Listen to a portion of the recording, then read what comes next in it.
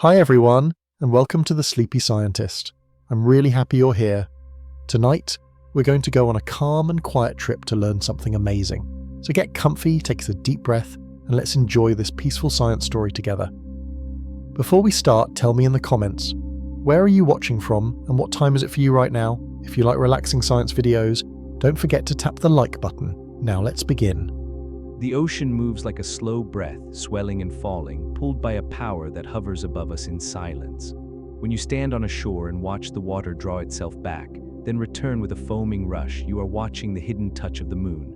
Without words, without sound, it lifts entire seas and lets them go again. These tides are the quiet lungs of our planet, and they have been breathing since the earliest days of Earth.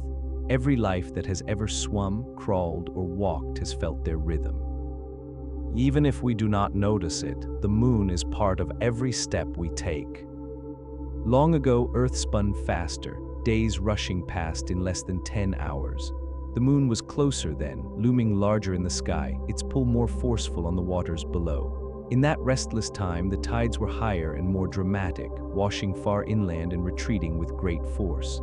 To many scientists, these wild tides may have been the first stage for life to begin. Pools left behind by the retreating waters became natural laboratories. Within them, simple molecules had time to gather, to meet, to spark. The moon, in its silent orbit, created spaces where chemistry could linger long enough to become biology. Without the tidal breath, life may have struggled to take root. When you imagine those first tidal pools, picture quiet lagoons shimmering under the pale light of the moon. The water, warmed by sunlight during the day, cooled slowly at night, changing its chemistry with every cycle. The pools dried a little, then filled again. Molecules clung together, separated and reformed, each tide stirring them gently. Some scientists wonder if this rhythm was the heartbeat that turned lifeless oceans into places of awakening. Without tides, molecules might have drifted endlessly in the deep, never meeting, never holding. With tides, the dance became regular, patient, persistent. The moon did not create life directly, but it offered the stage, the rhythm, and the silence that life required. As life began, it remained tied to the tides. Tiny microbes learned to move with the water, rising and falling with its sway. Later, plants and creatures grew in the shallow coasts, in places touched daily by the moon's pull. Every day, the sea revealed new ground and then hid it again, testing life's ability to survive in change. Organisms that could cling during retreat and breathe in both air and water began to thrive. The moon was training life, shaping it with challenges both gentle and relentless. The tide was a teacher, and every lesson carried forward into the history of evolution. The moon's influence reached beyond simple water movement. It slowed the spin of Earth, lengthening our days. With more hours, the sun's warmth could linger, climates could soften, and cycles of light and dark became steadier. Imagine a world where the day lasted only a few hours, where shadows raced and heat gave way to cold in a blink. Such a world would be harsher, less forgiving. But with the moon's steady drag, Earth's days stretched. Plants could take in more sunlight. Animals could find more time to move, to feed, to rest. Life could plan around rhythm instead of chaos. The moon was not just shaping the seas, it was shaping time itself. The connection between tides and life still surrounds us today. The crabs that scuttle across beaches, the turtles that climb ashore to lay eggs, the countless fish that ride currents back and forth, all of them follow the moon's call. Humans, too, have felt its pull. Ancient peoples watched the tides carefully, linking them to the moon's changing face in the sky. They timed their fishing, their journeys, even their myths to this pattern. The moon became a calendar, a companion, and a quiet reminder that our world is never still. The tides are the moon's language, and life has been listening for billions of years. Now imagine standing by the sea at night. The moon glimmers above, scattering silver across the water. The tide is rising inch by inch, drawing closer to your feet. The air is cool, the sand damp, the ocean alive with hidden currents. Each wave that approaches is older than memory, a pattern set in motion before there were forests, before there were cities, before there were people. You are watching the same rhythm that guided the first microbes, the same rhythm that shaped continents and coastlines. The moon, pale and distant, is touching the earth in a way that feels like a whisper, a lullaby, a breath. The story of tides is not only about the ocean, it is about balance. Earth tilts gently as it spins, wobbling like a slow top. The moon steadies this tilt, keeping our seasons mild and regular. Without it, Earth might sway more wildly, sending climates into extremes. Summers might burn hotter, winters freeze deeper, storms rage more fiercely. But with the moon's hand, the tilt remains calm, and life enjoys the gift of predictability. Crops grow in season, migrations follow steady cues, and ecosystems find harmony. The moon's role is quiet, but it is essential. Without it, Earth would feel less like home. Think of the countless creatures whose lives depend on the moon's schedule. Coral reefs bloom with spawning during certain tides, filling the sea with new beginnings. Birds migrate by the timing of lunar light. Tiny plankton rise toward the surface at night, following the moon as if it were a guide. The moon is not simply a rock in the sky. It is a partner in the symphony of life. Every orbit, every phase, every gentle tug on the ocean is part of a greater rhythm that holds Earth together. Without this rhythm, life might never have emerged, and if it had, it might have looked entirely different. And so the moon continues its silent work. It does not demand attention. It does not change its pace. It circles us, steady and patient, shaping seas and seasons, guiding migrations and memories.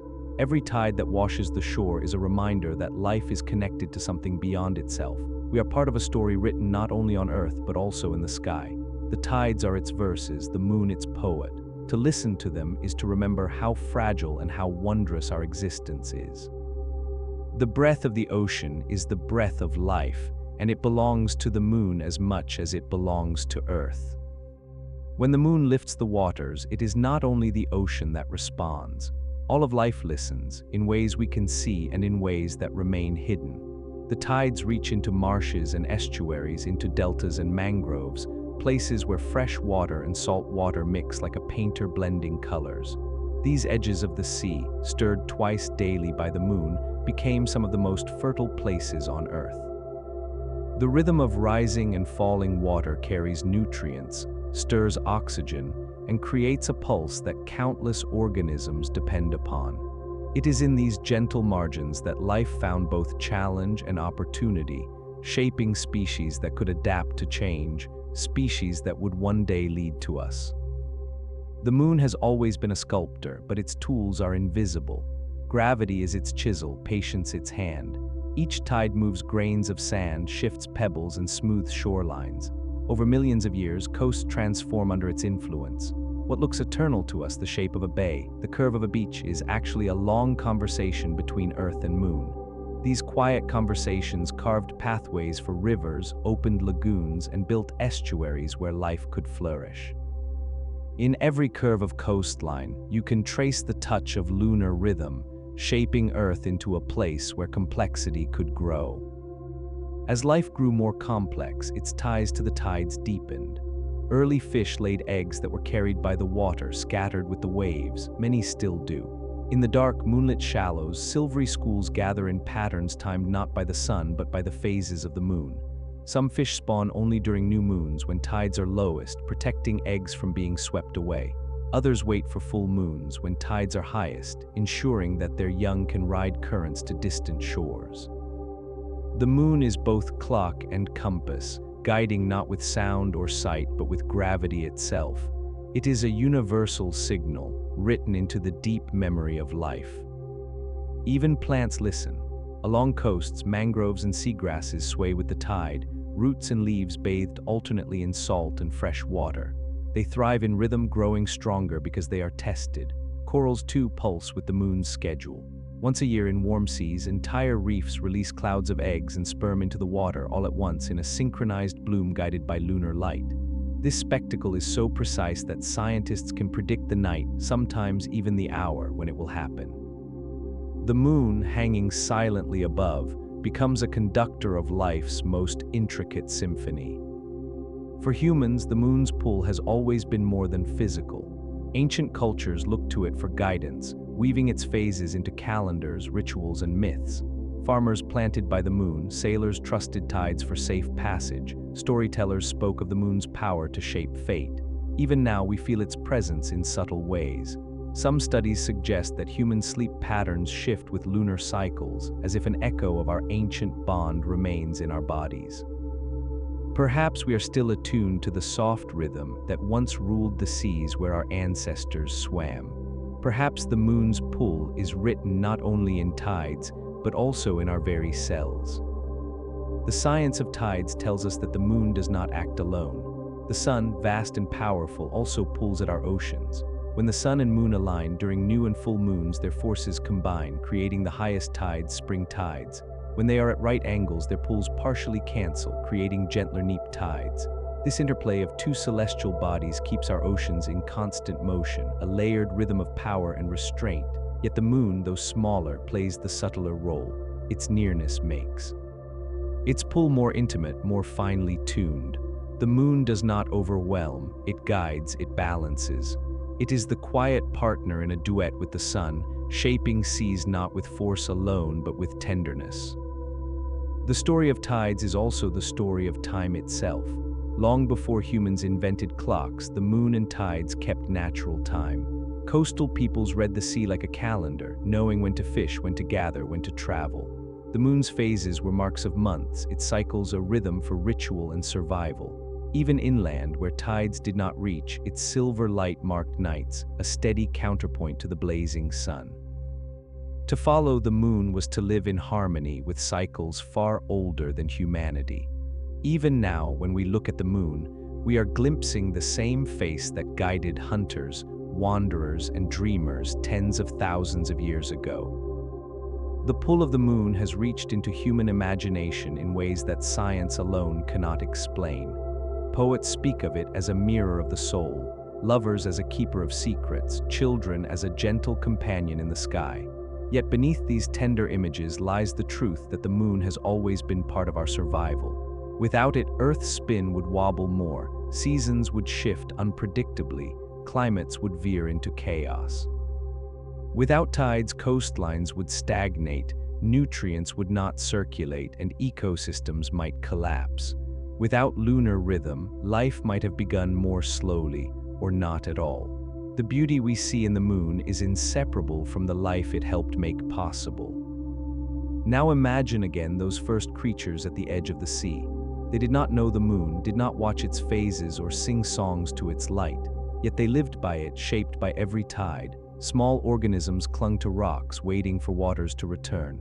Tiny fish darted into shallow pools, safe for a time from larger predators. Plants anchored in mud, stretching toward air during low tide, drinking deep during high. Each cycle tested them, refined them, prepared them for what would come. In these margins, some learned to breathe air as well as water. Some learned to crawl. Some learned to walk. The first steps onto land may never have been taken if the moon had not offered the push and pull of its tides. The moon is still training us, though in quieter ways. Our understanding of it has grown with telescopes and spaceflight, but our reliance remains the same. Scientists track tides to understand climate change, watching how rising seas interact with lunar rhythm. Engineers design harbors, bridges, and cities with the moon's influence in mind. Astronauts look back from lunar soil, seeing Earth rise in a way no human eyes had seen before. Each discovery deepens our awareness that the moon is not distant. It is part of us, woven into our oceans, our skies, our myths, and our daily lives. To speak of life on Earth without the moon is to leave out a vital thread of the tapestry. And so, when you stand by the sea and listen to waves, you are not only hearing water. You are hearing history, memory, gravity, and light. You are hearing the sound of the moon in motion. Every tide is a reminder that life is not solitary, not self-made. It is shaped by forces beyond itself, by a companion that drifts through the night sky. The moon breathes through the ocean, and the ocean breathes through us. We are children of the tides, heirs of the moon's patient pull. To forget this is to forget part of who we are, and to remember it is to feel the calm assurance that we belong to something vast and enduring. The tides will always return. Long after cities rise and fall, long after languages change, the moon will still be tugging at the oceans, lifting them gently and letting them go. This rhythm, so steady and ancient, is perhaps the oldest song of our planet. When you pause to listen to it, you can feel how deeply it runs through everything that lives. Life began in water, and water began its endless motion with the moon. To stand by the shore is to stand at the place where earth and moon are in conversation, where gravity writes poetry across the sea. In our own lives, the moon's pull remains subtle but profound. Fishermen still look to the tides, farmers still glance at lunar calendars, and travelers of the sea still calculate by its phases. Even in the most modern cities, built far from the coasts, the moon rises each night, reminding us of a rhythm older than human memory. We may live under artificial lights and digital clocks, but the silver glow in the sky does not change. It has lit every night of our species' existence, and it has shaped every tide that has ever touched the shore. The balance the moon provides is not limited to water. Its steadying hand on Earth's tilt has ensured that seasons come gently, not violently.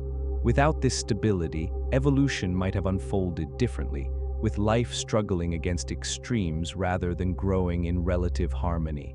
Imagine a world where summers grew blistering and winters froze into endless nights, where creatures never had time to adapt to one pattern before it shifted again.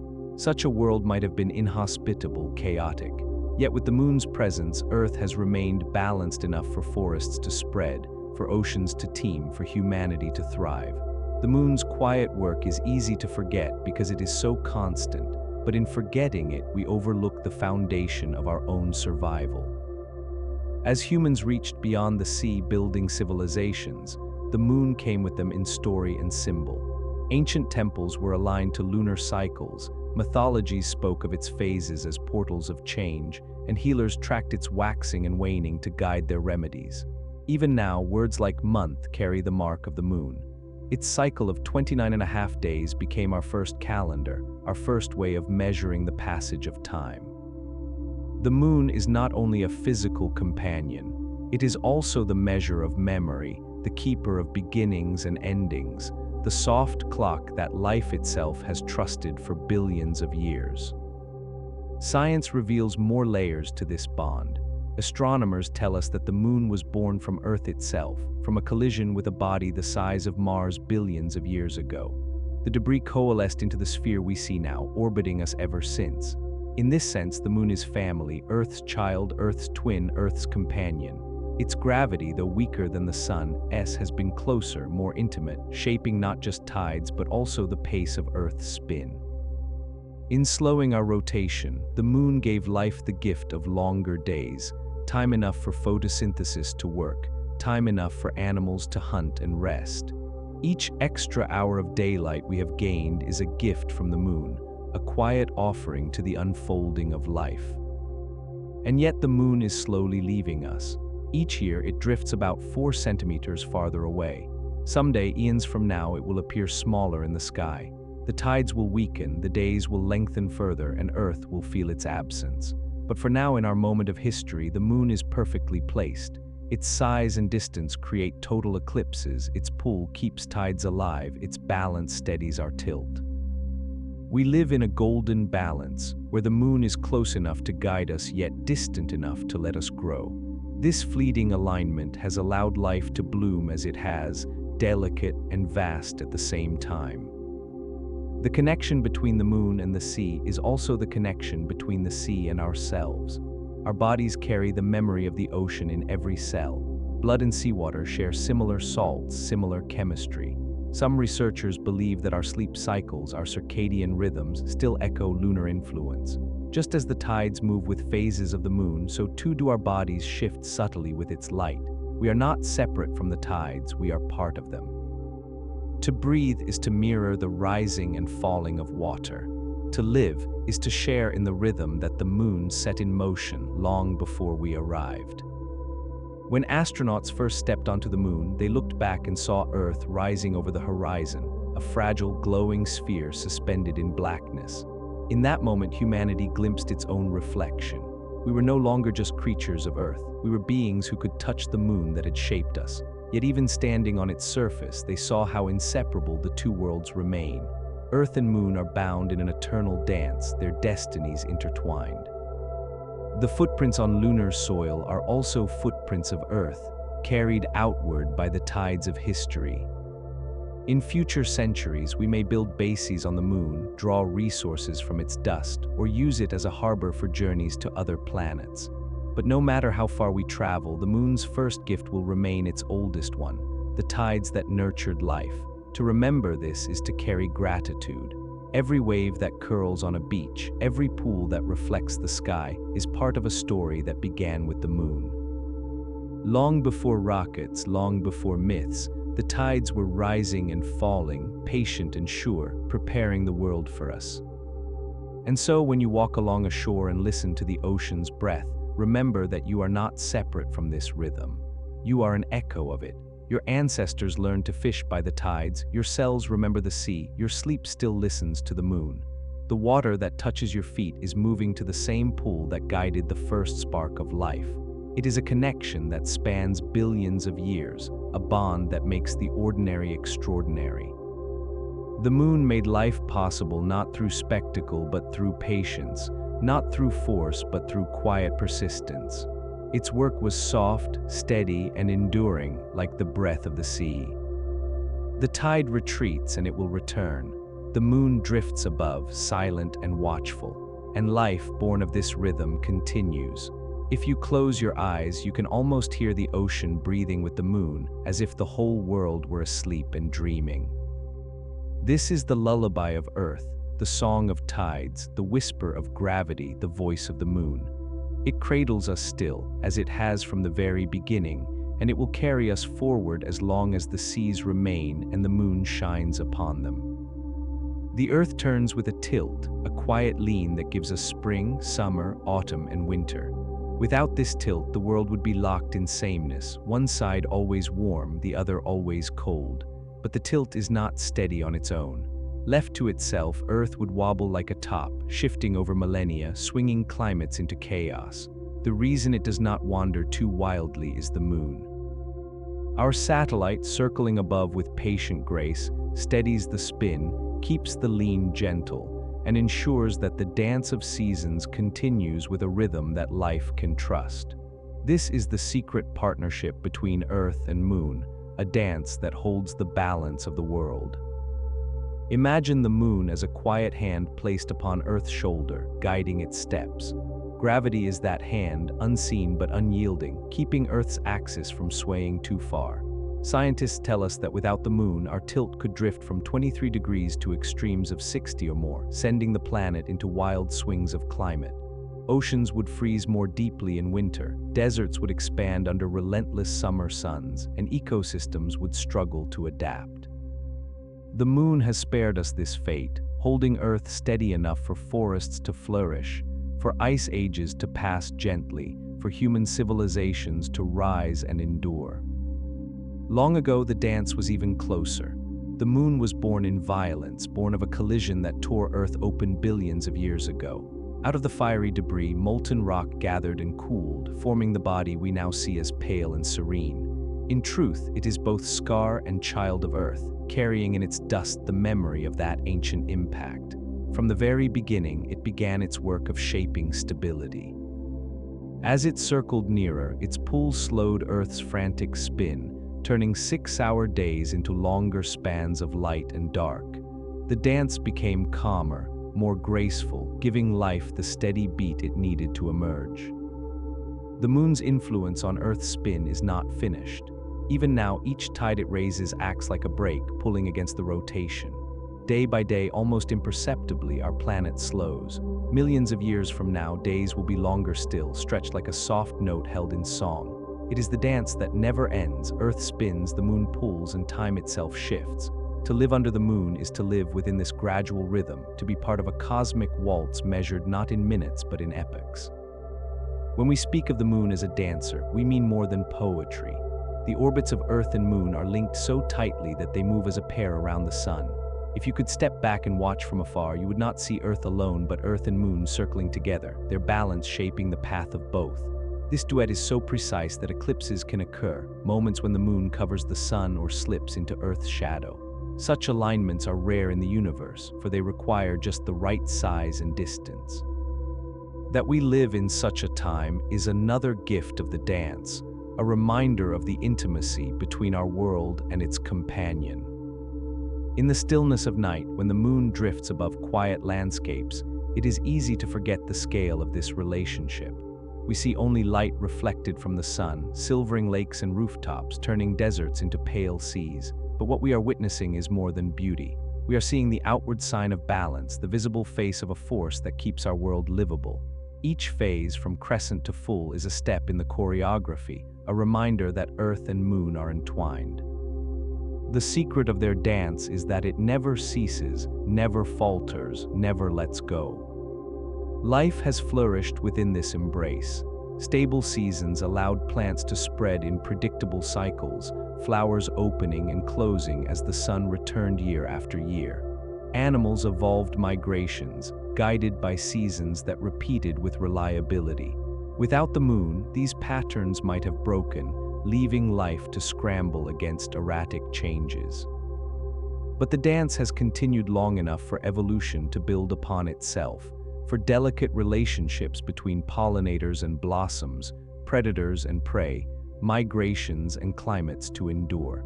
The moon's steadying hand gave life the time and space to grow complex, weaving ecosystems as intricate as lace. Humans, too, are children of this stability. Agriculture depended on regular seasons, allowing crops to be planted and harvested with confidence. Civilizations rose on the promise that winter would always be followed by spring, that rains would return in their season, that warmth would give way to coolness in due time. Behind all of this was the moon, unseen in its work but constant in its effect. Our calendars, our myths, our very sense of time owe themselves to the balance it maintains. To understand our history is to understand that the moon has been not only our companion, but our quiet guardian. There is wonder in the precision of this dance. The tilt of Earth's axis, about 23.5 degrees, creates the gentle differences between equator and pole. Without the moon, this tilt could shift wildly, changing the places where ice and desert lie, upending the cycles of rainfall and growth. Instead, it holds steady enough for balance to endure. Forests may come and go, glaciers may advance and retreat, but the underlying rhythm remains. The moon does not erase change, but it softens it, makes it survivable, turns chaos into pattern. This is the essence of the secret dance, to transform the unpredictable into something life can embrace. Stand outside on a calm night and let your gaze drift upward. The moon looks silent, suspended, passive. Yet it is moving always, pulling always, guiding always. Its secret is that it does not need to shout to be powerful. It works slowly, invisibly, through the tides, through the tilt, through the spin of Earth itself. The air you breathe, the food you eat, the stability of your climate, all are touched by this quiet partner. The dance may be hidden, but its effects are everywhere. It is the reason we can walk in fields, grow crops, and look to the future with expectation instead of fear. The moon has no voice, but if it did, it might whisper, "I keep you steady, I keep you turning, I keep you safe." And perhaps Earth, if it could answer, would say, "I will carry you always, I will orbit with you, I will shine with you in the light of the sun." Together they are not separate bodies, but a pair locked in rhythm. And we small creatures on the surface are part of their embrace, living in the pause between tides, in the seasons that return, in the balance that endures. The secret dance between Earth and Moon is not only a matter of science. It is also a source of comfort, a reminder that stability can exist even in a universe of constant change. Stars explode, galaxies collide, comets streak and vanish, but here on our blue planet, the moon keeps time with us. It is both cosmic and intimate, distant and deeply personal. To watch it rise is to see the ancient promise kept again, that life will have another day, another season, another chance to grow beneath its watchful eye. The moon's partnership with Earth is like a dance measured not in beats of music, but in billions of years. Each orbit, each subtle tug, writes a note in a symphony too vast for us to hear directly, yet one we live inside every day. To imagine Earth without the moon is to imagine a planet spinning in uncertainty, seasons shifting like dice thrown across eternity, climates surging and collapsing without pattern. With the moon, the dance has structure. It has balance. It has a rhythm that life can trust.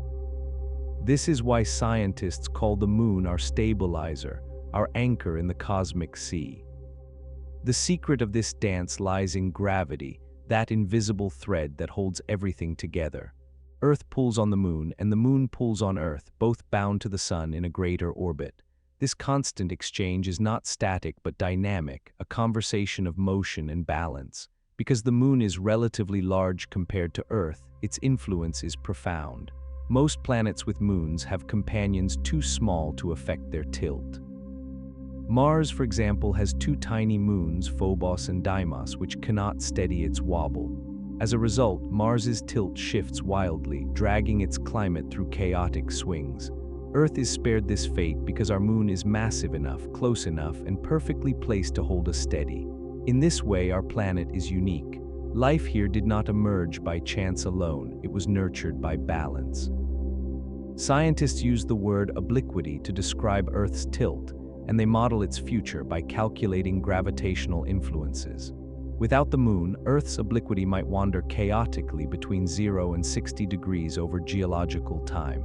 At 0, the planet would lose its seasons entirely, locked into eternal sameness at every latitude. At 60, extremes of heat and cold would sweep the globe, perhaps extinguishing life as we know it. With the moon's presence, however, our tilt remains stable, oscillating gently only a few degrees. This mildness has been crucial for evolution. Creatures adapted not to wild instability but to patterns that repeated. The moon, though silent, is the reason those patterns endured. Life listens to these patterns more deeply than we often realize. The migrations of birds, the hibernations of bears, the flowering of plants, all are tuned to the turning of seasons. Even microscopic organisms in the soil and sea shift with light and temperature. This predictability is the canvas on which evolution painted. Without it, relationships between species would have fractured. Pollinators would not find blossoms at the right time. Predators would not fit. Prey in expected cycles. The balance of ecosystems would collapse under the weight of unpredictability. The moon's secret dance, steadying Earth's tilt, gave the world time to knit itself together into the living web we see today. But the moon's influence does not stop at stabilizing tilt. Through tides, it also reaches into the atmosphere, stirring winds and shaping weather. The pull of the moon on oceans indirectly affects air currents, for water and air are entwined. Tides mix nutrients, circulate heat, and shift coastlines, which in turn influence climate patterns. The dance extends beyond Earth and Moon. It reaches into every gust of wind, every drop of rain. The air we breathe is flavored by lunar motion. When you feel the wind against your skin, you are feeling part of the same cycle that lifts and lowers the sea. In human history, this dance has inspired more than science. Ancient civilizations saw the moon as a divine partner, a goddess or god watching over the balance of nature. The Inca believed it ruled fertility and growth. The Greeks told of Selene, who rode her silver chariot across the sky. Farmers followed lunar calendars not only for planting, but for knowing when rains would come, when rivers would flood, when animals would breed. The moon's presence was written into myth because people could feel its rhythm shaping their lives.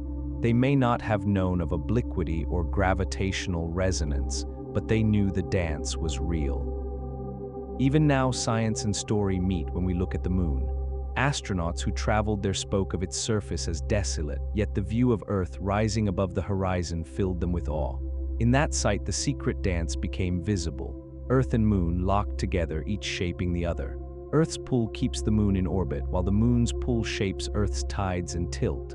Neither is independent. They are a pair, moving through the cosmos in harmony. This interdependence is a lesson written across the sky, a reminder that balance comes not from isolation, but from relationship.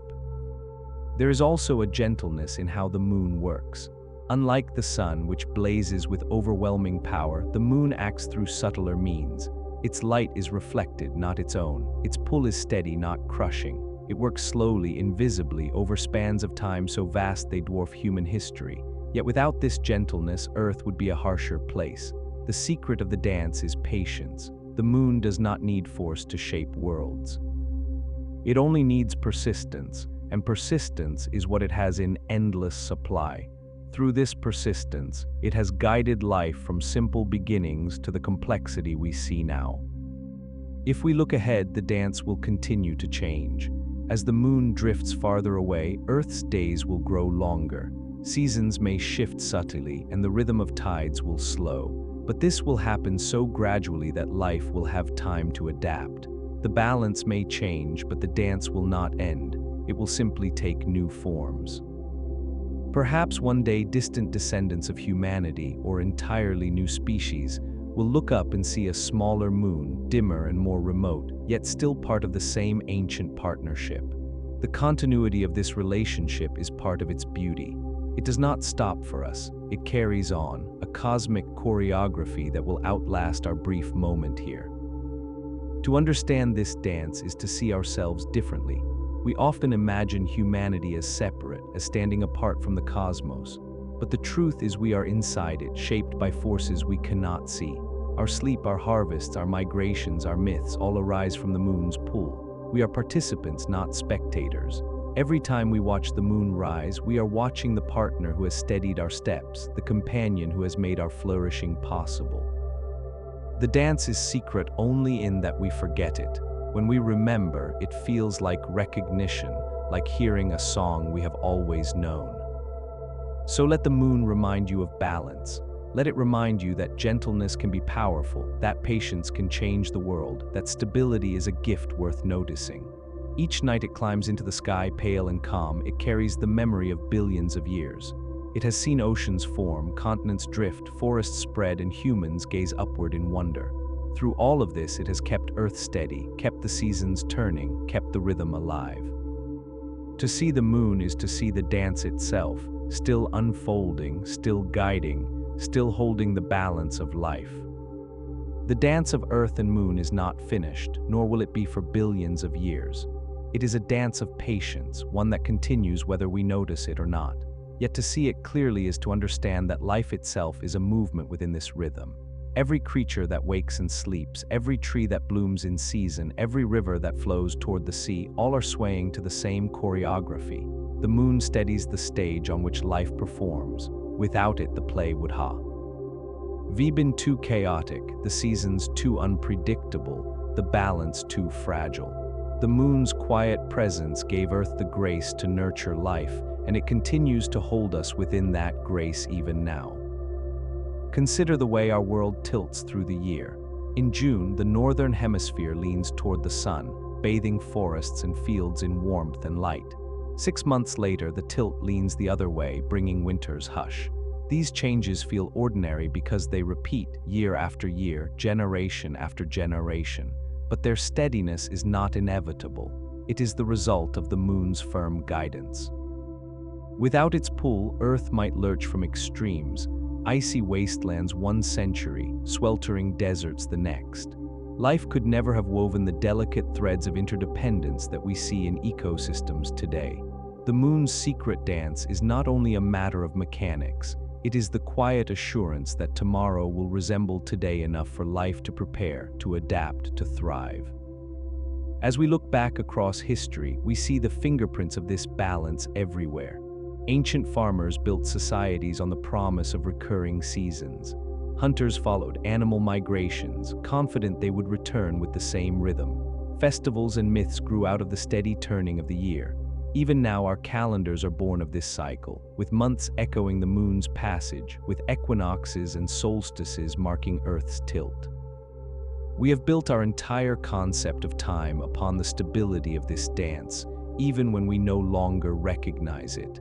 The moon has been our hidden partner in every harvest, every ritual, every measure of days and nights. In science, the story is just as remarkable. Astronomers can trace the way the moon's gravity damps Earth's wobble, reducing chaos to stability. They can calculate how this has influenced climate over millions of years, softening ice ages and moderating heat. Paleontologists see evidence of stable climates in the record of fossils, in the slow and steady rise of biodiversity. Biologists know that the predictability of seasons allowed complex life to specialize, to depend on cycles, to form webs of interconnection. Every field of science in its own way reveals the same truth. The moon's dance with Earth is not decorative, it is fundamental. It is the reason we are here. This dance also speaks to us in quieter, more personal ways. To look at the moon on a still night is to feel both small and held. It is a reminder that stability can exist in the midst of a restless universe. Stars are born and die in explosions, galaxies collide, asteroids crash into planets. Yet here on Earth, the moon's gentle gravity provides continuity. It is as if we live within a lullaby written in tides and tilt. When you breathe with the rhythm of the ocean, when you walk beneath silver light, you are participating in that song, part of a pattern that has endured for billions of years. The moon invites us to trust the rhythm, to rest in its constancy. The moon is not static, of course. It drifts farther from us each year, moving outward at the pace of fingernails growing. Over unimaginable spans of time, this will change the dance. Days will stretch longer, tides will weaken, eclipses will vanish, yet the essence of the relationship will remain. Earth and moon will always be bound, their destinies entangled by gravity. Even if the details shift, the bond endures. To think of this is to feel the depth of the connection. The moon is not merely something we see. It is part of our planet's story, part of our biology, part of our future as much as our past. When astronauts walked on the moon, they left footprints that may last for millions of years. In that silence, they stood at the other end of the dance, looking back at Earth glowing blue and green against the blackness of space. They saw what few humans have seen directly, the fragile beauty of the planet we call home, kept steady in its orbit by the very world they stood upon. That moment was both scientific and spiritual, both a triumph of technology and a revelation of perspective. It showed us that the dance is real, and that we are part of something vast and enduring. From the moon's surface, Earth is not divided into nations or borders. It is one sphere, tilting gently, steady in its path. The future of this dance will carry humanity with it. As we consider returning to the moon, building stations and bases, exploring deeper into space, we are reminded that our first step beyond Earth was toward the very companion that made our world habitable. To stand on the moon again will be to return to our oldest partner, to acknowledge the debt life owes to its steadying hand. Whether for science, exploration, or survival, the moon will continue to guide us, just as it always has. The dance that began with molten rock and chaos continues into the age of rockets and dreams. Yet the greatest gift of the moon's dance is not exploration, nor even stability, but perspective. It teaches us that balance can be gentle, that influence does not require force, that constancy can be powerful. In a universe where so much is violent and unpredictable, the Earth-Moon partnership is a haven of steadiness. To know this is to see life itself differently, not as a fragile accident, but as something nurtured by cosmic care. The moon has cradled Earth with gravity, steadied it with patience, and in doing so made space for us to exist. This is not only science, it is poetry written in the sky. As the moon rises tonight, silvering the quiet fields and oceans, it continues the steps it has danced since before life began. It will circle us tomorrow and the day after and long after we are gone. The earth will tilt, the seasons will turn, and the rhythm will endure. If you pause to notice, you can feel yourself inside that rhythm, part of the dance, part of the story that binds earth and moon together. It is a story of patience, of partnership, of balance. And in its quiet way, it is the story of life itself. The dance is secret only because we forget to see it. But once you notice, you cannot unsee it. Every breeze, every blossom, every tide, every season is a step in the same choreography. Earth and moon move together, and we move with them, swaying to a rhythm that will continue as long as seas remain and stars burn in the sky. To watch the moon is to remember this truth. We are not separate, not alone, but part of a cosmic embrace that has steadied us since the beginning. The dance of earth and moon is the foundation beneath our lives, the quiet music that carries us forward, one season, one tide, one breath at a time. In the beginning, Earth was a world of water and fire. The seas stretched wide, restless and deep, while volcanoes hissed and roared from cracks in the crust. Into this young ocean, the moon cast its silver light. Though it was closer then, brighter and larger in the sky, its glow was the same gentle reflection of the sun that we see today.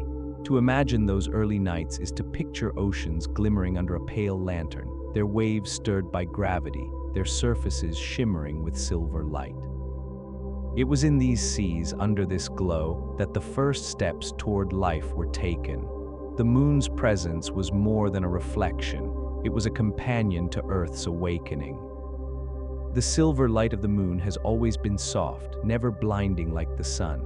It is light meant for quiet moments, for reflection, for rest. Yet even this faint glow has shaped the oceans in ways both subtle and profound.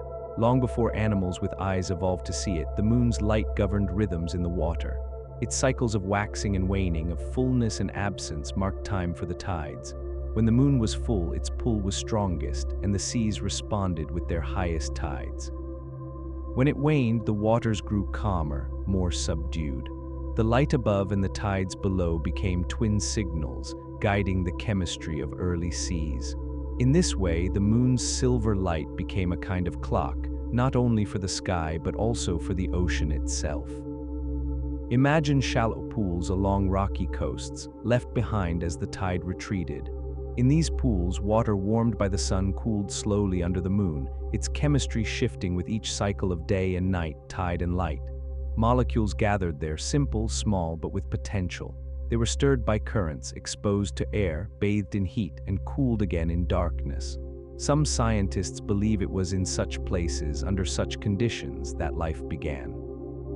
The moon's silver light, reflecting gently on the pools, was not the cause of life, but part of its atmosphere, part of the setting that allowed fragile beginnings to endure. It offered a rhythm of patience, a reminder that time was available for experiments to unfold. When the first living things appeared, they were microscopic, hidden from view, yet they too were part of the lunar rhythm. They divided, multiplied, and drifted with the currents, carried by tides that followed the moon.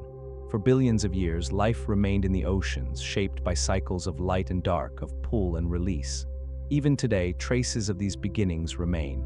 Many species of plankton, the drifting foundation of marine food webs, still rise and fall with lunar cycles.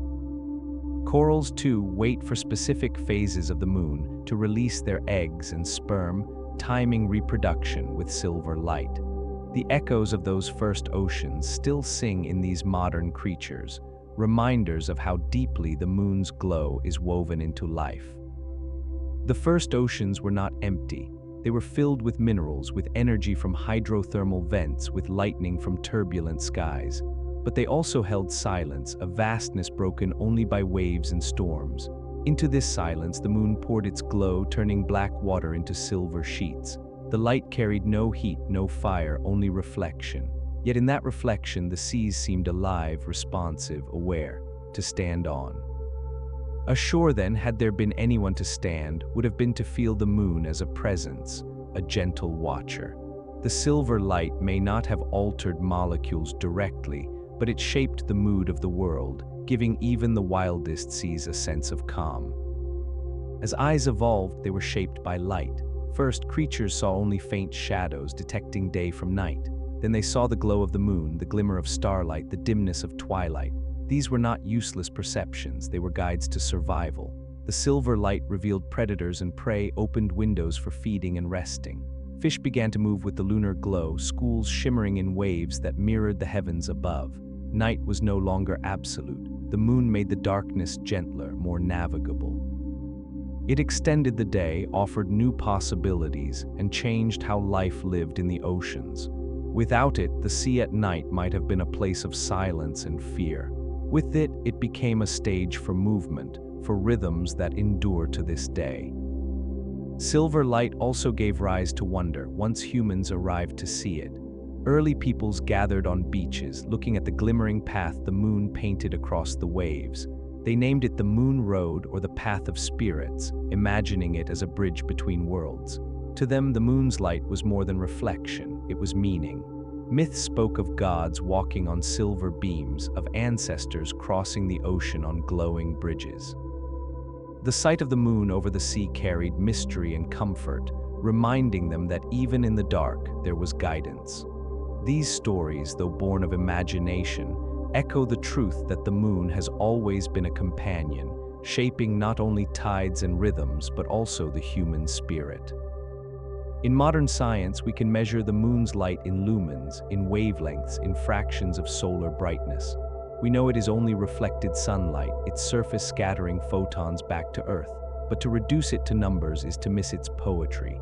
The moon's silver glow is not bright enough to blind, but enough to soften darkness. It is light meant for dreaming, for rest, for reflection.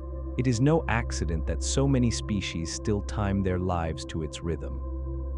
The glow is part of life's story, a signal older than memory, stretching back to the first oceans. To study it is to study the origins of time itself. Picture then the early oceans under a full moon. The surface shimmers with silver ripples, waves gliding like silk under the pale glow. In the shallows, tiny organisms drift and gather, sensing the pull of the tide. In the deep, currents stir, moved by the moon's hand. The world is quiet, but it is alive with motion, alive with rhythm. The silver light does not end at the surface. It penetrates the waves, faint but present, guiding creatures upward. The ocean itself becomes a mirror, holding the moon in its depths. And in this reflection, the first glimmers of life find their place, their rhythm, their beginning. The moon made the oceans more than water. It gave them time, rhythm, and glow. Without it, life might still have arisen, but differently, less rhythmic, less attuned to cycles, less bound to the gentle turning of night into day. With it, life learned to move with tides, to respond to phases, to look upward as well as outward. The silver light did not create life, but it gave life a stage upon which to grow. And in the hush of those first oceans, beneath the glow of the moon, a story began that continues in every wave, every tide, every reflection of silver on water. The moon's silver glow, shining across the oceans, became more than a reflection. It became a rhythm that life could measure itself against. Long before clocks, long before calendars, the waxing and waning of the moon carved time into pieces small enough for living things to recognize. Even before eyes evolved, the sea itself felt the cycle. The tides swelled higher at full moon, pulled back at new moon, and this steady rise and fall made the oceans not just a container of water, but a moving, breathing body. Within its motions, molecules met, cells divided, and entire ecosystems found their tempo. This is the story of silver light as a keeper of time. In the early oceans, chemistry was restless. Molecules collided, split, and reformed under the influence of sunlight, heat, and minerals. But without cycles, without repetition, these processes might have been fleeting sparks that vanished as quickly as they appeared. The moon's presence ensured that there was rhythm, tides to stir, nights to cool, light to fade and return. These rhythms offered repetition, and repetition is what life requires. A molecule meeting another once might be chance. A molecule meeting another over and over again in the same tide pool, in the same rhythm. That is the beginning of memory, the beginning of structure, the beginning of life.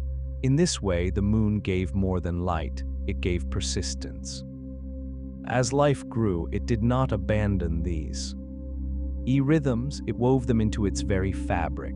Even the simplest organisms carried within them clocks, internal cycles that matched the turning of the earth and the movement of the moon. Cyanobacteria, among the earliest creatures to use sunlight for energy, shifted their activity between day and night. Later, more complex organisms began to synchronize not only with the sun, but also with the moon. Corals still wait for a full moon to release their gametes, filling reefs with a synchronized bloom of life. Sea turtles return to beaches under the glow of the moon to lay their eggs, timing their journeys with lunar phases. Plankton rise and fall in the water, their movements guided by moonlight. The silver glow became a signal for life's greatest transitions: birth, growth, migration, renewal. Humans too have felt this rhythm. Before electric lamps, night was shaped by the moon. Full moons lit the land so brightly that hunters could travel, farmers could work, and villages could gather safely. New moons brought darkness, a time for rest, for quiet. Many cultures marked months not by the sun, but by the moon, each cycle a measure of time that guided planting, harvest, and ritual. Even today, words like month come from the moon, reminders of how central its light has been to human life. The silver glow shaped not only our nights but our sense of time itself. It is a rhythm we carry still, even if we no longer notice its subtle pull. There is mystery in how deeply the moon's cycles remain in us. Scientists have found that human sleep can shift with lunar phases, even in people living under artificial light. Some studies suggest that our bodies still respond to the full moon with lighter sleep, as if some ancient memory lingers in our biology. Perhaps it is because our ancestors needed to be more alert under brighter nights. Perhaps it is because our cells, like those of countless other organisms, still carry echoes of the first oceans. Whatever the reason, the moon's silver glow continues to whisper to us in ways we cannot fully explain. We are not separate from the ocean rhythms that began long ago. We are shaped by them, still moving in their wake. The moon's light has also inspired awe. Across cultures, its glow was linked to fertility, dreams, and the cycles of life. Ancient peoples noticed the connection between the moon's phases and the rhythms of women's bodies, weaving myths of goddesses and creation. Poets spoke of the moon as a companion to lovers, as a keeper of secrets, as a guide through darkness. For sailors, its light across the waves was a path, a promise of direction. For wanderers, it was a lantern in the sky. The silver glow became more than a physical phenomenon. It became a presence, a voice, a symbol of continuity. It touched not only the sea but the soul. In the oceans, silver light does more than shimmer. It penetrates the surface, faint but steady, guiding creatures in their nightly movements.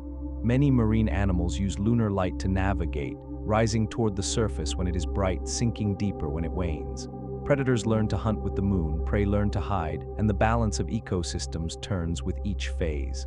This delicate interplay is a reminder that even faint light can be powerful when life has learned to listen to it. The silver glow may be weaker than the sun, but it shapes behavior across entire oceans. In its subtlety lies its strength. The first eyes that saw the moon must have been astonished. Imagine a tiny fish, sensing shapes for the first time, lifting its gaze to see the glimmer above. Imagine a reptile crawling ashore, guided not only by instinct but by the silver glow on sand. The moon gave vision purpose. Night was no longer absolute, it was patterned, marked by phases, lit by a glow that repeated reliably. To see the moon was to know that the night had order, that the darkness was not endless. This gave life confidence to move, to explore, to grow. The moon turned night from a void into a stage. Silver light also influenced culture in ways that endure. Many calendars, from the Islamic to the Chinese, remain lunar, tied to cycles of waxing and waning. Festivals align with full moons, with harvests bathed in their glow. The Mid-Autumn Festival in Asia, the Hunter's Moon in Europe, the rituals of countless indigenous peoples, all testify to the importance of this rhythm. Even now, when cities shine with electric brilliance, people gather to watch eclipses, to celebrate supermoons, to walk by the sea under a full moon's glow. The silver light continues to connect us, to remind us of our shared history with the oceans, with life, with time itself. In science, the moon's glow is a subject of study as much as wonder. Astronomers analyze its albedo, the measure of how much sunlight its surface reflects. Marine biologists track how fish and corals respond to its phases. Neuroscientists explore whether human sleep and mood still bend to its rhythm.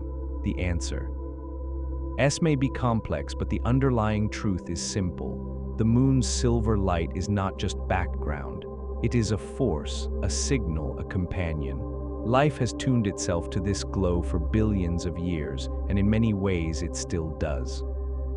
As you picture the early oceans again, think of how different they would have seemed without the moon. Nights would have been darker, tides weaker, rhythms less pronounced. Life might still have emerged, but its timing, its patterns, its behaviors would have been altered. Perhaps fewer creatures would have braved the land. Perhaps reproduction would have followed other cycles. Perhaps humans, without lunar months, would have measured time differently, told different stories, seen themselves differently. The moon's silver light is not just a detail, it is a thread woven through the fabric of existence. To pull it out is to unravel a story billions of years in the making. And so the silver glow endures. Each night it returns, painting paths across seas, across deserts, across mountains. It reminds us of the first oceans, of the first creatures who rose to meet its light, of the first humans who named it and wove it into myth. It is not merely reflected sunlight. It is reflected history, reflected memory, reflected possibility.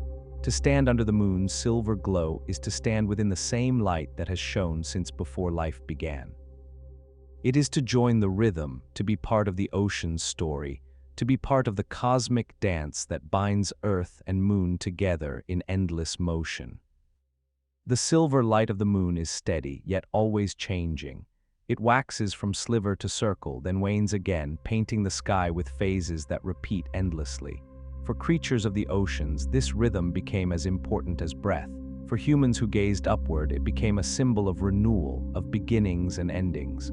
To speak of the first oceans without speaking of the moon is to miss the soft companion who shaped their rhythm. It was in the shimmer of silver on waves that time itself became something living things could recognize, something they could follow, something they could trust. In that trust, life grew bold enough to try, to evolve, to endure. The oceans of early Earth were wild and uncertain. Storms raged, volcanoes shook, meteors fell. Yet in the midst of this chaos, the moon was constant. Each night, no matter how violent the day, its glow returned. Sometimes faint, sometimes full, but always present. This constancy gave the oceans a rhythm of calm amid turmoil. Molecules gathering in tide pools could rely on cycles that repeated. Early life could adapt to patterns that endured. Even as continents drifted and climates shifted, the moon's phases remained steady. This steadiness was a gift, a kind of anchor for life in a world that was still learning to be stable. For countless species, silver light became a signal for renewal. Corals bloom under the moon, releasing new generations into the sea. Sea turtles crawl ashore to lay their eggs in its glow. Birds migrate under its guidance, finding their way by the silver road it paints across water. Even the smallest plankton respond to lunar cycles, their rise and fall feeding entire food webs. These behaviors are not coincidence. They are echoes of ancient patterns, passed down through billions of years. The moon is not simply a background presence. It is a participant, a guide, a partner in the story of life. Humans have always felt this partnership deeply. To ancient peoples, the moon was more than light, it was wisdom. They named months for its cycles, timed harvests and rituals by its glow, and found comfort in its return. It became a symbol of fertility, of dreams, of eternity. Myths told of lovers meeting under its silver gaze, of gods and goddesses dwelling in its glow, of ancestors watching from its face. These stories, though born of imagination, reveal a truth. The moon has always been more than physics. It has been meaning. Its light has carried not only photons but also wonder, weaving itself into the soul of humanity. Science does not erase this wonder, it deepens it. To know that the moon's glow is reflected sunlight bouncing off a surface of dust and rock does not make it less beautiful. To know that its pull shapes tides, that its orbit steadies Earth's tilt, that its phases guided the first calendars only makes the story richer. The silver light is not an illusion, it is a connection. It connects us to the sun, to the earth, to the oceans, to our ancestors, to every creature that has ever looked upward in the dark. It is a reminder that beauty and survival often share the same source. As we look forward, the moon will remain with us. Its glow will continue to mark nights, to guide seas, to inspire dreams. Even as cities blaze with artificial lights eclipsing the stars, the moon still shines through. People still pause to notice it, still gather to celebrate it, still feel something stir when its face rises above the horizon. No technology can erase the bond we share with this companion. It is older than us, larger than us, more enduring than us. It will outlast our cities, our nations, perhaps even our species. Yet as long as we are here, it will continue to shape us as it has from the beginning. The first oceans no longer look as they did. Continents have shifted, seas have deepened, climates have changed. But the silver glow is the same. When you stand on a shore today and watch the moon's reflection ripple on the waves, you are seeing what the first living things saw billions of years ago. You are joining a continuity that stretches from the earliest cells to the modern world. The light has not wavered. It has carried through time, unbroken, like a thread woven through history. It is a reminder that while life evolves and landscapes transform, some rhythms remain eternal. The moon's silver light is not only a guide, it is a mirror. It shows us not only the sun's brilliance, but also our own connection to the cosmos. To look at it is to see reflected sunlight, reflected earth, reflected history. It is to realize that we are not alone in our story, that our lives are part of a larger dance between worlds. The moon shines not because it creates light, but because it receives it and gives it back. In this way, it teaches us that reflection is as powerful as radiance, that gentleness can be as shaping as strength. This is the lesson of silver light. And so the oceans continue to move beneath the moon, shimmering with its glow, rising and falling with its pull. Creatures continue to listen, humans continue to wonder, time continues to turn. The story of life and the story of the moon are inseparable, written together across billions of years. Each wave that glitters under its glow is part of that story. Each tide that returns to the shore is another verse in the same poem. The silver light is not just a detail of the night, it is the rhythm of existence itself. As you stand beneath the moon tonight, listening to the hush of the ocean or the quiet of the land, remember that you are part of this rhythm. The same light that glowed on the first oceans glows on you.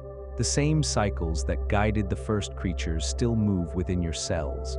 The moon has always been with life, shaping it with patience, guiding it with rhythm, comforting it with glow. To see its silver light is to see yourself reflected in the cosmos, to feel the ancient continuity that binds ocean, earth, and sky together. It is to know that you belong to a story that began long before you and will continue long after, carried forward in the shimmer of silver across the sea. The world turns endlessly, carrying us from light into darkness and back again. Each day begins with the rising of the sun, floods the sky with brilliance, then slowly yields to the hush of night. This cycle of light and dark is the most familiar rhythm of our lives, yet it is also one of the most mysterious. Why does it feel so natural, so necessary? Why does our very being respond to it with such deep devotion? The quiet balance of night and day is more than a backdrop to life. It is life's most enduring framework, a clock written into every cell, a song that even the smallest creatures can hear. The balance exists because Earth spins. Every 24 hours, the planet turns once on its axis, revealing different parts of its surface to the sun. But this spin is not alone. It is steadied, shaped, and preserved by the moon. Without the moon's gentle pull, Earth's tilt might have wandered over time, sending climates into chaos. Days might have grown too short or stretched too long. Seasons might have failed to repeat with reliability.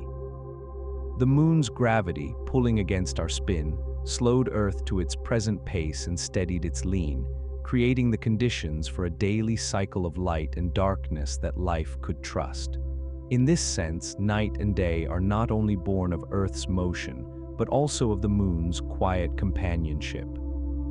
Life began in this rhythm. From the earliest microbes, organisms sensed the difference between light and dark. Cyanobacteria, among the first to harness sunlight, opened their tiny engines in the day and closed them at night. Plants still follow this pattern, turning leaves toward the sun, folding them gently in the dark. Animals, too, carry this rhythm, waking and resting in cycles tied to the turning earth. It is not a habit, but a necessity. Inside every cell is a clock, a set of genes that turn on and off in harmony with day and night. These circadian rhythms govern sleep, hunger, growth, and healing. They are so deep that even in darkness, cut off from the sun, the body continues to follow them. The balance of night and day is not only external, it is written within us. Imagine the first creatures who rose from the sea to walk on land.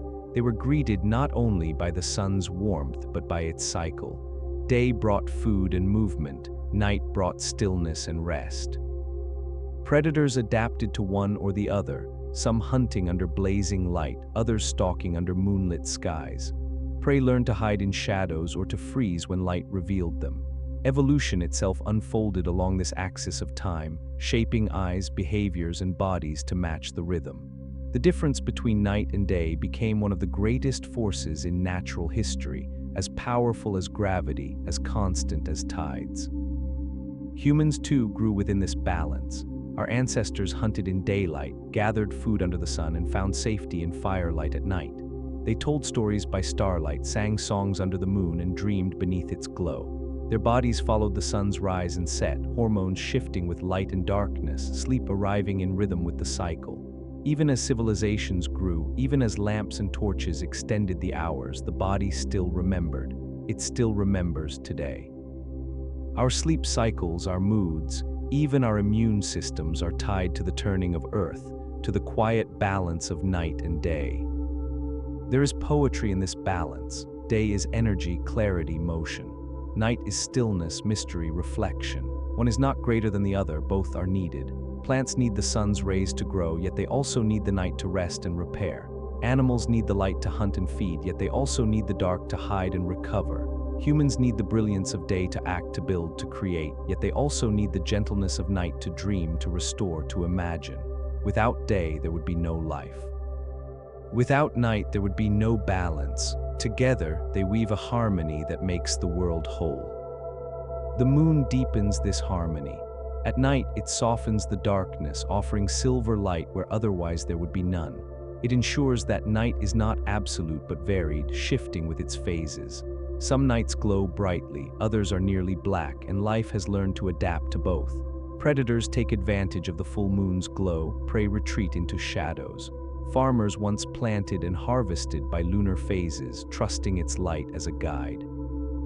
The moon makes the night more than absence. It makes it a spectrum, a cycle within a cycle. It transforms darkness into something alive with rhythm, something that breathes as surely as the day.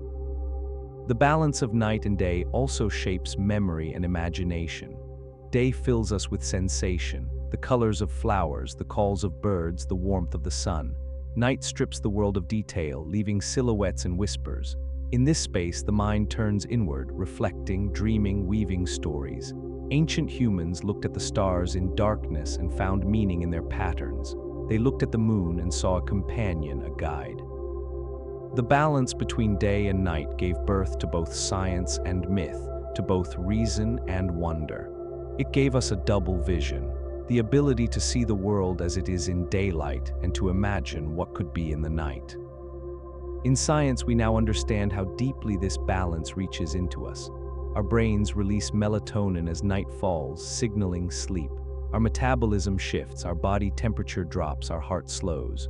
In the morning, light triggers other chemicals, waking us, preparing us to move. Disruption of this cycle by artificial light, by irregular schedules, can harm health, leading to fatigue, illness, and imbalance.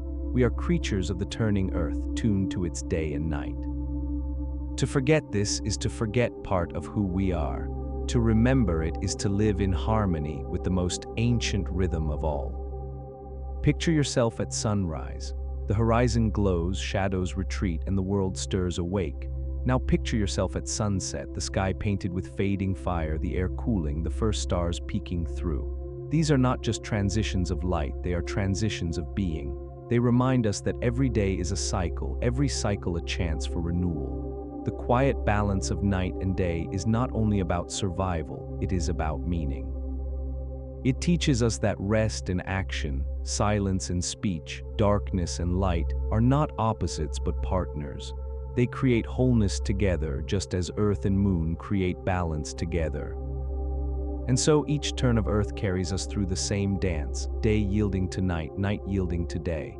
The balance is quiet but powerful, ordinary but miraculous. It is the stage on which all of life unfolds, the heartbeat that keeps time for every creature, the framework in which we dream and wake, live and rest, begin and end.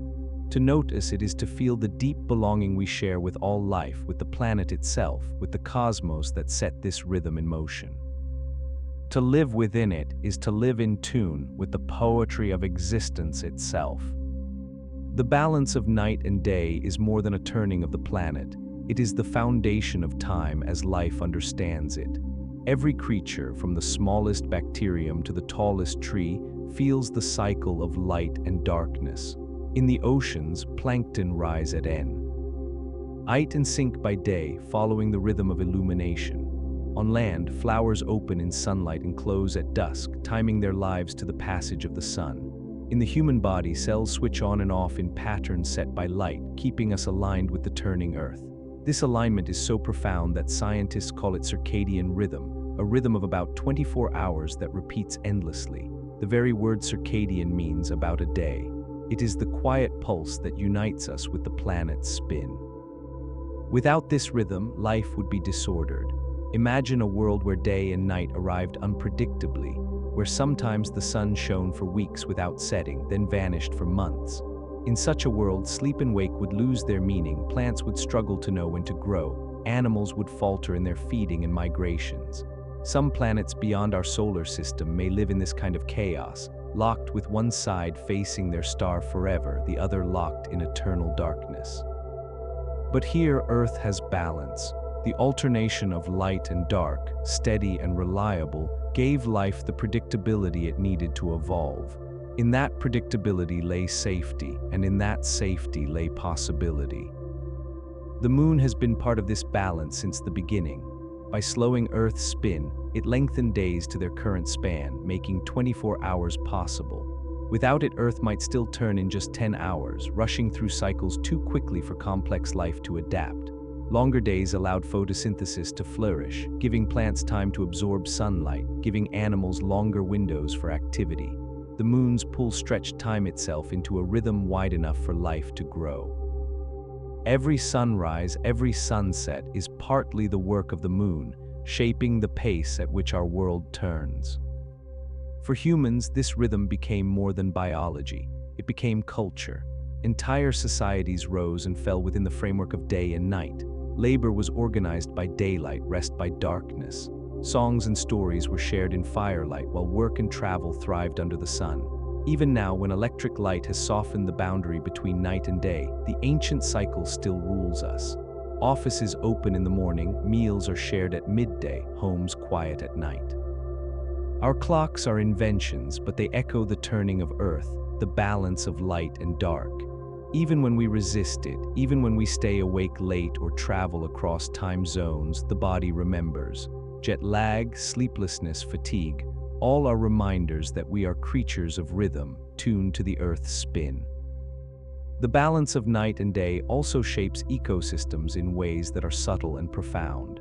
In rainforests, plants compete for sunlight, stretching leaves and branches to capture every beam. In deserts, creatures hide from the brutal daytime heat and emerge at night to feed under cooler skies. In tundra, animals huddle through long winters of darkness, then burst into activity during endless summer days. Every landscape on Earth is defined not only by geography but by its light, by the cycle of day and night. The way animals hunt, the way plants grow, the way rivers flow with ice melt or evaporation, all are tied to the turning of Earth and the balance of light. The science of chronobiology explores this. Researchers have found that even in constant darkness, animals and humans maintain internal clocks that continue to run on roughly 24-hour cycles. This shows that the rhythm is not merely imposed from outside, it is internalized. It has become part of life's machinery, built into DNA itself. Yet these clocks are reset each day by light, by the sun rising and setting. The balance of night and day is so powerful that it has written itself into biology. It is not only the world that turns, we turn with it in harmony, like dancers moving with music too deep to hear, but impossible to resist. This harmony is not always perfect. There are creatures of twilight called crepuscular that thrive in the in-between hours. Deer, rabbits, and certain insects stir most actively at dawn and dusk in the spaces where day and night overlap. These edges are liminal, places of transition, places where light is soft and shadows long. In these hours, predators and prey find balance, each taking advantage of the uncertainty. Twilight reminds us that night and day are not absolutes but partners, blending into each other with grace. Life has learned to inhabit not only the bright and the dark, but also the thresholds between them. For humans, twilight has always carried beauty. Sunrise and sunset are moments when the world seems to pause, when colors blaze across the sky, when silence deepens. Poets and painters have returned to these moments endlessly, sensing that they hold something sacred. In science, too, twilight is a time of importance. The cooling of Earth after sunset shapes weather patterns, while the warming at dawn stirs winds and currents. These transitions are part of T. He balance, ensuring that climates remain dynamic, that energy flows through the system. The quiet balance of night and day includes not only light and darkness, but also these subtle in-betweens, these passages that give rhythm its texture. In many cultures, rituals are tied to these times. The call to prayer at dawn, the lighting of lamps at dusk, the festivals of solstice and equinox all mark the balance of night and day. These traditions are echoes of our shared dependence on the cycle, expressions of gratitude for the sun's return, acknowledgments of the mystery of darkness. Even now, when science explains the mechanics of Earth's spin, the awe remains. We still feel something stir when the sky brightens after long darkness, when the last rays fade into night. Knowledge does not erase wonder, it deepens it. To know that we turn with Earth is to feel the intimacy of our connection with the cosmos. The balance also shapes imagination. Day is a time of action, of certainty, of clarity. Night is a time of dreaming, of reflection, of mystery. Humanity has always placed different meanings on these halves of the cycle, assigning gods and symbols to each. Day became associated with knowledge, night with wisdom, day with labor, night with rest, day with life, night with renewal. These associations are more than metaphor. They arise from the way the cycle touches our minds, influencing our moods, shaping our creativity. Many great works of art, many discoveries, many dreams have been born under the hush of night. Many labors, inventions, and explorations have been carried forward under the blaze of day. Together, they form the whole of human achievement. Without the quiet balance of night and day, there would be no such wholeness. We would be creatures adrift, without rhythm, without renewal. The cycle teaches us that life is not only about growth, but also about rest, not only about action, but also about reflection. It teaches us that endings and beginnings are part of the same pattern, that one always yields to the other, that darkness and light are not enemies but companions. This is the wisdom written in the turning of Earth, the wisdom we live every day without always noticing it. And so as Earth turns and the sun rises and sets, we are carried with it, each of us woven into the rhythm. We rise with the light, we rest with the dark, we dream in between. The cycle does not ask for effort, it asks only for recognition. To live in balance with it is to live in harmony with ourselves, with the planet, with the cosmos. The quiet balance of night and day is not just background, it is the foundation of life, the heartbeat of time, the lullaby of existence. Night and day continue their eternal exchange, passing the world gently from brightness to darkness and back again. This cycle is so steady that we rarely stop to marvel at it, yet without it there would be no life as we know it. It is not simply the turning of Earth, but the framework within which all rhythms unfold. Our hearts beat within its pattern, our minds rest and wake by its cue, our cultures build their stories upon its constancy. To step back and watch it is to realize that every sunrise and sunset is part of a choreography that has been in motion since the planet was born. The gift of this cycle lies not only in its reliability but in its balance. Day floods the world with energy. Plants stretch upward, animals stir, rivers sparkle, and humans set about their work. The sun pours its light across the globe, driving photosynthesis, powering winds, evaporating water to return later as rain. Day is activity, the pulse of growth, but without night there would be no restoration. Darkness cools the air, lets the land rest, signals to plants to repair themselves, invites animals to pause. In humans, night triggers the release of melatonin, deepens sleep, heals tissues, strengthens memory. Life cannot exist on energy alone. It needs renewal, and renewal is found in the quiet of night. The alternation is essential. Without one, the other would lose meaning. This balance reaches into the deepest parts of biology. Our DNA carries circadian genes that turn on and off like switches in response to light. These genes regulate when we feel hungry, when we grow, when we heal. Experiments in constant light or constant darkness show how quickly organisms lose balance without the natural cycle. Sleep becomes irregular, immunity weakens, growth falters. Even the smallest disruption, like traveling across time zones, reminds us of how dependent we are on the steady turning of Earth. Jet lag is not just inconvenience. It is evidence that our bodies are tuned to the balance of night and day at the deepest level. The moon's role in this story is quieter but no less profound. By slowing Earth's spin in its early days, it gave us the length of time we now know as a day. Without it, the planet might still race through rotations in less than 10 hours, creating a cycle 2BR. E for complex life to adapt. The moon stretched the canvas of time, making days long enough for sunlight to feed forests, for animals to hunt and rest, for humans to dream. At night, its silver glow softened darkness, ensuring that the world was never entirely blind. It added texture to the cycle, creating nights of brightness and nights of shadow, each shaping the behavior of creatures below. The quiet balance of night and day has always been shared with the moon. Human culture reflects this balance in endless ways. Religions have built rituals around sunrise and sunset, celebrating beginnings and endings.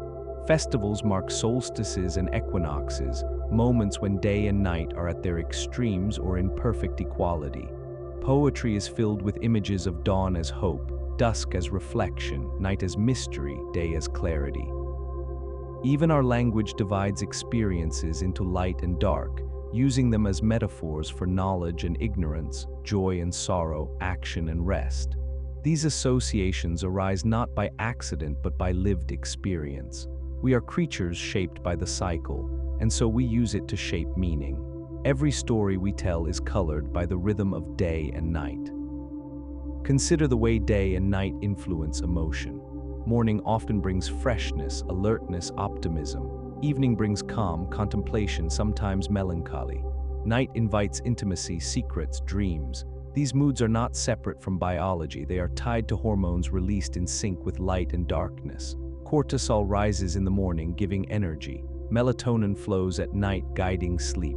Serotonin fluctuates with daylight, influencing happiness. Our inner lives mirror the outer cycle. The balance of night and day is not only in the sky, it is in the mind, in the heart, in the soul. Ecosystems thrive on this balance as well. In savannas, lions hunt most effectively at night, while gazelles graze by day. In forests, owls take the night shift while hawks patrol the daylight hours.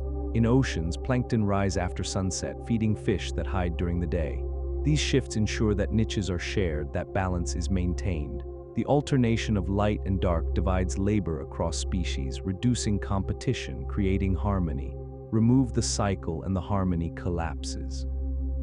The balance of night and day is not only a rhythm for individuals, it is an architecture for ecosystems. In the modern age, artificial light has blurred the boundary between day and night. Streets glow after sunset, screens shine into the early hours, cities pulse with brightness even at midnight. This has given humans new freedom, but it has also brought new challenges. Disrupted sleep, stressed bodies, confused circadian rhythms all remind us that we cannot fully escape the ancient cycle. Even surrounded by electric light, our cells still wait for darkness, still long for balance. The wisdom of the cycle cannot be erased by invention.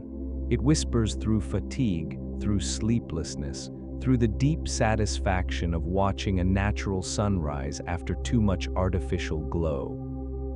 The quiet balance of night and day also carries lessons beyond biology.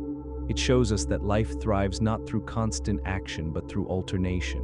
Growth requires rest, activity requires reflection, energy requires calm. The sun cannot shine without yielding to night, and we cannot live without yielding to sleep. This is not weakness but wisdom. The rhythm teaches us that balance is strength, that harmony comes from opposites working together, that continuity is built on cycles of renewal. It is a truth as old as Earth itself, a truth we live whether or not we recognize it. As Earth turns and we move once more from day into night, the cycle continues, patient and sure. The sun will set, the moon will rise, the stars will appear. Darkness will cover the land, bringing rest. Then the horizon will glow, the world will stir, and day will return. This has happened unbroken for billions of years, and it will continue long after us. To notice it is to feel gratitude, to sense the deep belonging of being part of a rhythm older than history. To ignore it is to miss one of life's simplest miracles, that we live in a world balanced by time, carried between light and darkness like a child cradled in arms. So let yourself feel the balance. Rise with the day, rest with the night, dream with the stars, act with the sun. The cycle is not a burden but a gift, a reminder that we are never without guidance. Every sunrise promises renewal, every sunset promises rest. The quiet balance of night and day is the foundation upon which life stands, the poetry that underlies every moment, the rhythm that carries us gently from one breath to the next. It is the soft music of existence, and it plays endlessly, waiting only for us to listen. The moon we see today is silent, but its silence is not empty. Its surface is covered in dust, fine, gray, and endless, dust that tells a story older than humanity, older even than life. On Earth, each grain is a record of time, shaped by impact, sculpted by sunlight, untouched by wind or rain. This dust is the moon's memory, the writing of billions of years preserved where nothing erases it. When humans first walked across its surface, their footprints sank into it, and those impressions will remain for millions of years. The dust became a diary of dreams, recording the moment when life from Earth first reached out to touch the heavens. The lunar dust exists because the moon has no air, no atmosphere to shield it. On Earth, wind sweeps dunes, rain carves valleys, rivers wash away traces of the past. But on the moon, nothing moves except what is struck by impact. Every meteorite that has landed, every fragment of rock that has shattered, has left behind powder that settles and remains. Layer upon layer, over billions of years, this dust has deepened. It is both fragile and eternal, soft enough to drift through gloved fingers, permanent enough to hold the memory of every step. It is the closest thing to time made visible. To scientists, lunar dust is more than a curiosity. It is a record of the solar system's history. Locked within its grains are particles from the sun, atoms from distant stars, fragments of ancient collisions. By studying it, researchers glimpse what the early Earth endured, what the sun has shed, what space has carried across eons. The dust is a library without shelves, a story written without words, waiting to be read. Each sample brought back by astronauts is a chapter in that story, a chapter that stretches across billions of years, across silence, across space. But lunar dust is not only scientific, it is poetic. When astronauts described it, they spoke of its smell like gunpowder clinging to their suits, a strange sharpness carried into the spacecraft. They spoke of its softness, how it clung to boots and tools, how it floated in the low gravity like whispers of gray snow. They spoke of the sight of their own footprints stretching behind them, a trail that would last longer than any city, longer than any empire. To walk on the moon was to write in dust, and to realize that even the smallest step could endure beyond imagination. The dreams written in lunar dust are not only the dreams of astronauts, but of humanity itself.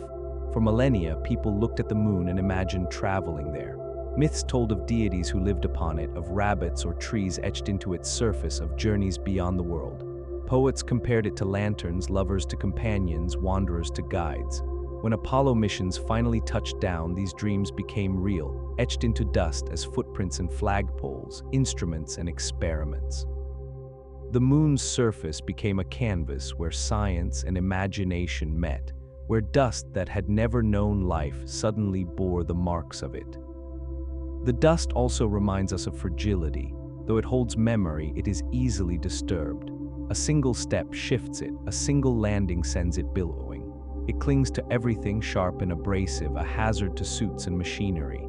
It is a reminder that dreams are not always simple, that reaching beyond Earth carries challenges. Yet it is also a reminder that fragility and endurance can coexist. The dust is fragile in the moment, but enduring in time. It resists erasure not by strength, but by stillness. In this way, it teaches us that what is soft can last as long as what is strong. Imagine standing on the moon, looking across its plains of dust. The horizon is close, curved, the sky utterly black. The earth rises above, glowing blue and green, fragile and bright. Beneath your feet, dust shifts slightly with your steps, a powder untouched for ages until you arrived. Each movement you make is recorded, not in ink but in silence. The dream of walking here, once only myth, is now etched into a surface that has waited billions of years for your presence. To stand there is to feel both tiny and eternal, both visitor and author of a new chapter in the story of the cosmos. The dust is also a reminder of origin. The moon itself was born from Earth, from a collision that tore rock and molten fragments into orbit. Over time, those fragments coalesced, cooled, and became the body we see. The dust, then, is not separate from us. It is part of Earth, flung outward and transformed. To walk upon it is to walk on the Earth's lost self, to touch a memory of our own beginning. The dreams we write in lunar dust are not only of the future, they are of the past, reconnecting us to the moment when Earth and Moon became forever entwined. In every grain of lunar dust lies the paradox of silence and story. It does not speak, yet it tells more than words. It does not move, yet it records motion. It is lifeless, yet it carries the memory of life's first step beyond Earth. For humanity, it has become a mirror of our ambition, our curiosity, our longing to reach further. When we look at photographs of footprints in gray dust, we see not only astronauts but ourselves, our species daring to dream and leaving those dreams written where they may outlast everything else we build. And so the moon waits, its dust undisturbed in the vast majority of its surface. The footprints remain, the instruments rest, the stories linger. Each grain is still gathering particles from the sun, still holding cosmic whispers. The next travelers who return will add their own marks, their own stories, their own dreams.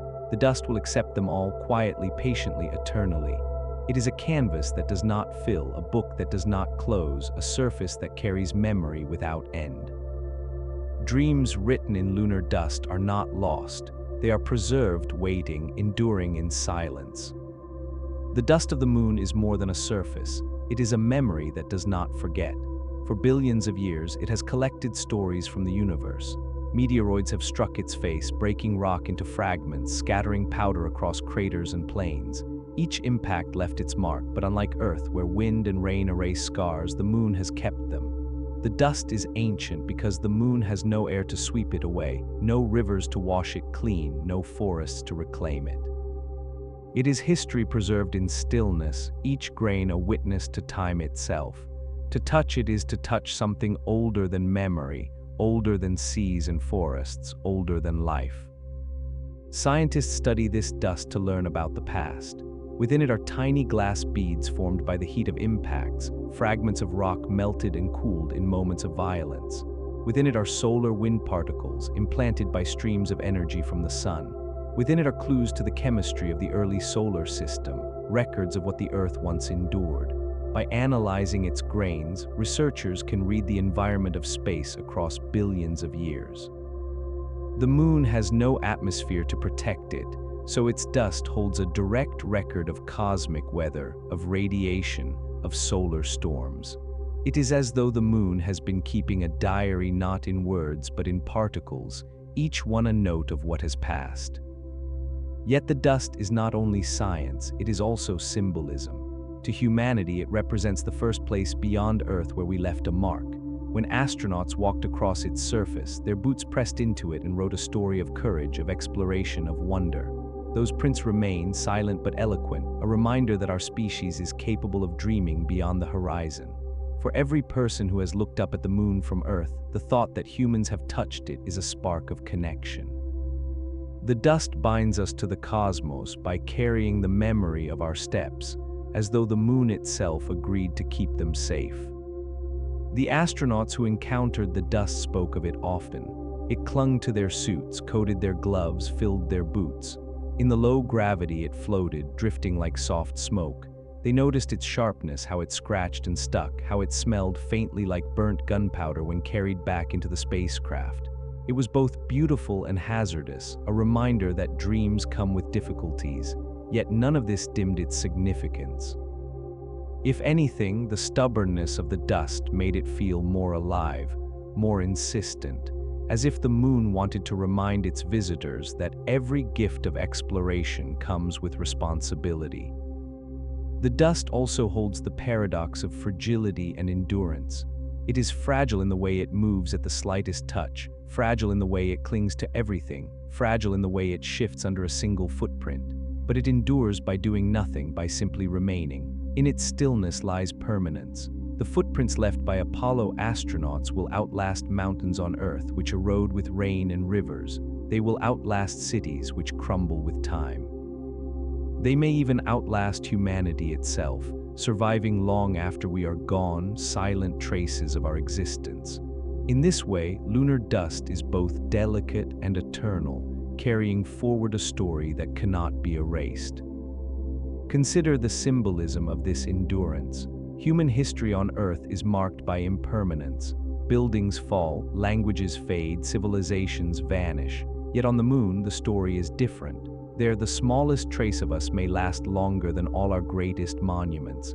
The footprints of a single astronaut could outlast the pyramids, the cathedrals, the skyscrapers. This shifts perspective. It tells us that what we do beyond Earth may endure in ways we cannot imagine, that dreams written in dust may outlast the stones we carve on Earth. The moon has become our archive, its surface our canvas, its dust our ink. The dreams written in lunar dust are not only of the past but also of the future. Humanity looks upward still, planning to return, to build stations, to use the moon as a stepping stone to other worlds. Each new mission will leave new traces, new instruments, new footprints. The dust will gather them all, preserving each like a page in a cosmic book. Children yet unborn will one day see the marks we make and perhaps add their own. The moon waits patiently, its dust ready to hold the story of the next chapter. It does not hurry, for it knows time. It has known it for billions of years. But even as we imagine the future, the dust reminds us of humility. Its silence is vast, its patience unshakable. It does not rush to erase or to praise, it simply records. It reminds us that we are brief, that our presence is fleeting, but also that our actions matter. A footprint may be small, but in lunar dust it can last longer than empires. This dual truth, that we are both fragile and significant, is one of the great lessons of the moon. It tells us to dream, but also to dream carefully, with reverence for the stage on which we write. There is poetry in the way lunar dust captures light. Under the sun, it glows white, dazzling against the black sky. In shadow, it is dark and soft, swallowing detail. Under Earth's shine, Earthlight, it gleams faintly as though reflecting our own presence back to us. To walk across it is to walk on light itself, to leave shadows in brightness, to write dreams where none existed before. The dust transforms every step into art, every trace into memory. It is not only soil, it is canvas, mirror, and archive. It is the keeper of humanity's most delicate handwriting. And so lunar dust continues to lie in silence, undisturbed except for the few places where we have touched it. It holds within it the memory of stars, of collisions, of solar winds, of human dreams. It is both hazard and wonder, both problem and poetry. In it, we see the paradox of existence, fragile yet enduring, silent yet eloquent, lifeless yet filled with memory. To write in it is to join a story far greater than ourselves, to place our brief lives into the long sweep of cosmic time. The dreams written in lunar dust are not gone. They are waiting, preserved in gray silence, whispering across the void that we have been there and that we may return. The dust of the moon is a paradox, lifeless yet filled with memory, silent yet telling stories, fragile yet enduring longer than stone. It stretches across the lunar surface in endless plains, filling craters, smoothing ridges, coating rocks.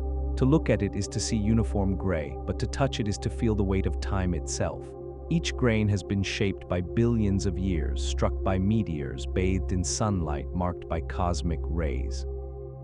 It is the most patient witness in the solar system, holding within it not only the moon's history, but also our own. When humanity stepped onto its surface, we joined that history, writing our presence into dust that does not forget. Those first footprints were more than marks of exploration. They were symbols of longing fulfilled. For thousands of years, humans looked at the moon and wondered if they might reach it. Myths told of journeys there, of spirits and gods who lived in its glow. The reality seemed unreachable, a dream too distant. Yet in 1969, humans arrived, their boots pressing into dust that had never known life. The moment was not only scientific but poetic, a fulfillment of every story ever told under moonlight. The dust absorbed the weight of those dreams and preserved them, holding them in place where nothing erases. To look at photographs of those prints is to see not only astronauts but all of humanity reflected in silence. The dust has kept them safe because the moon does not change quickly. There is no rain to wash them away, no wind to scatter them, no rivers to carve them out.